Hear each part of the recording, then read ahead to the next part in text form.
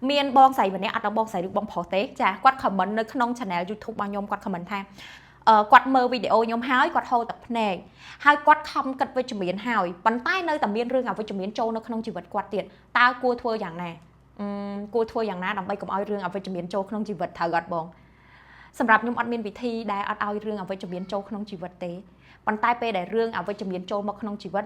យើងអាចផ្លាស់ប្ដូរវាឲ្យទៅជារឿងល្អបានសម្រាប់ជីវិតខ្ញុំនិយាយត្រង់បងខ្ញុំទទួលស្គាល់ហ្មងរឿងមិនល្អរឿងអវិជ្ជមានចាដែលកើតមកក្នុងជីវិតរបស់ខ្ញុំទទួលស្គាល់ថាវាត្រូវតែកើតអត់មានអីដែលអាចលុបបំបាត់វាមិនឲ្យកើតបានទេព្រោះជីវិតមនុស្សយើងអត់អាចអង្គុយតែល្អស្រស់បំព្រង perfect ទេប៉ុន្តែផ្កានៅមានរីកហើយនៅមានរយទៅវិញចាចុះទម្រាំមកភាពរីករាយរបស់យើងនេះកើតឡើងតាំងនៅរលត់បាត់ទៅជារឿងធម្មតាយើងអត់អាចរក្សាភាពរីករាយឲ្យនៅក្នុងជីវិតយើងឬក៏តែត្រឹមមួយថ្ងៃពេញចាឬក៏ត្រឹមតែ1ម៉ោងរក្សាភាពរីករាយឲ្យ1ម៉ោងពិបាកបងយើងអត់អាចរក្សាវាទេអញ្ចឹងរឿងវិជ្ជមានយើងចង់រក្សាតែរឿងវិជ្ជមានយើងចង់ឲ្យតែរឿងវិជ្ជមានចូលក្នុងជីវិតយើងឯងអវិជ្ជមានចាញ់ទៅណាទៅជាមួយអ្នកណាទៅខ្ញុំអត់ចង់បានទេ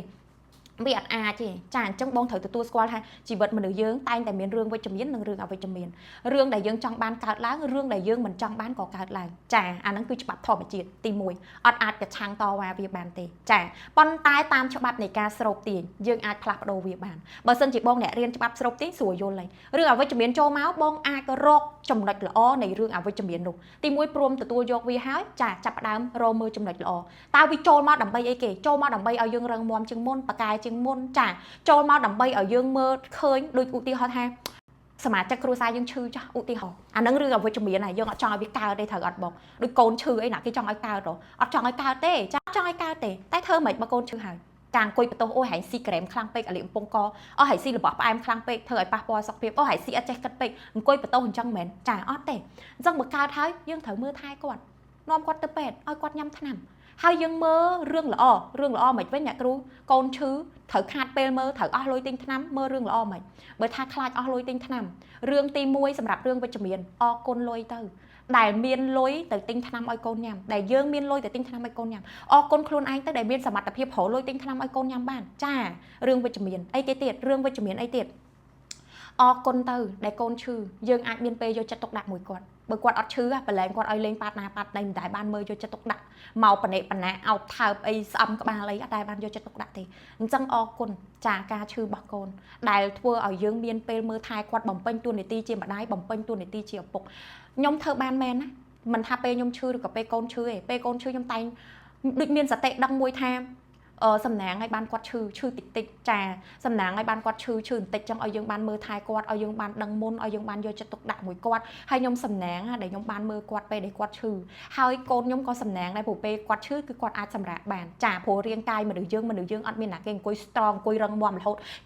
អត់មានពេលសម្រាកចឹងសម្រាប់ខ្លះទៅខ្ញុំទទួលស្គាល់ថាពេលយើងឈឺអត់ស្រួលទេប៉ុន្តែវាជាធម្មជាតិយើងបកាយកាត់បានទេអញ្ចឹងយើងអាចសម្លឹងមើលរឿងល្អនៅក្នុងនឹងវិញបានចាអញ្ចឹងរឿងអវិជ្ជមាននេះជារឿងដែលល្អបើសិនជាបងអ្នកប្រើច្បាប់ស្រូបទាញហើយចេះសម្លឹងមើលទៅក្នុងរឿងល្អតាមពិតអ្នកអត់ប្រើច្បាប់ស្រូបទាញក៏ដោយបើបងទទួលយកច្បាប់ធម្មជាតិបានចាបើបងជាមនុស្សដែលមានផ្នែកគំនិតវិជ្ជមានណាគឺបងអាចផ្លាស់ប្ដូរសាច់រឿងហ្នឹងឲ្យទៅជាវិជ្ជមានហើយអាចមានកម្លាំងរលុយទៀតខ្ញុំអញ្ចឹងហ៎បងពេលខ្លះទៅគេងកំដរកូននៅពេទ្យជួនកាលឈឺខ្លួនឯង3 4 5ថ្ងៃតែបងប្អូនអត់ដឹងទេចាព្រោះពេលខ្ញុំឈឺ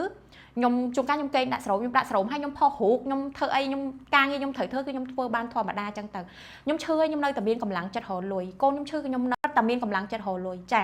ព្រោះពេលវេលាសំខាន់យើងអត់ដឹងថាពេលណាមួយដែលយើងចាក់ចេញទៅពេលណាមួយដែលយើងត្រូវបាត់បង់អ្នកណាម្នាក់អញ្ចឹងតួនយើងមានជីវិតតួនយើងនៅមានដង្ហើមតួនយើងនៅមានកម្លាំងយើងអាចរកបានគឺយើងប្រឹងរកទៅឃើញអត់បងរឿងអវិជ្ជមានតែមិនប្រកាសថាវាអវិជ្ជមានទេបើយើងចេះផ្លាស់ប្ដូរការគិតហើយពេលដែលយើងផ្លាស់ប្ដូរការគិតបែបហ្នឹងណាជីវិតយើងនឹងល្អប្រសើរភ្លាមហ្មងចា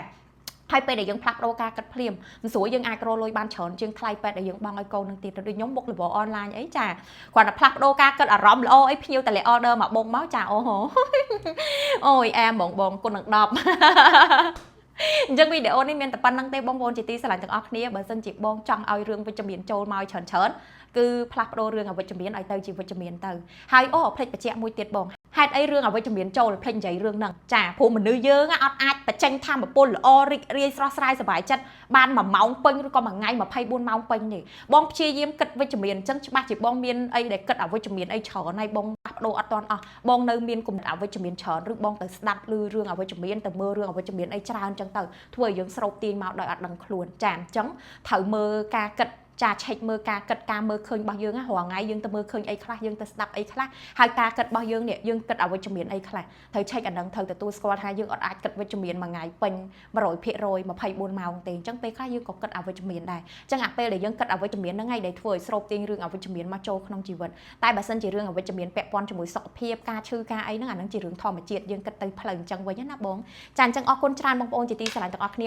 អរគុណសម្រាប់ការ comment របស់បងហើយអរគុណបងប្អូនដែលមើលវីដេអូខ្ញុំហើយស្រឡាញ់ចូលចិត្តខ្ញុំជម្រាបលាយើងជួបគ្នាវីដេអូក្រោយបងប្អូនមានមតិយោបល់អីល្អៗឬក៏មានចម្ងល់អីអាច comment សួរនៅក្នុងវីដេអូខ្ញុំបានណាជម្រាបលាជួបគ្នាវីដេអូក្រោយបាយបាយ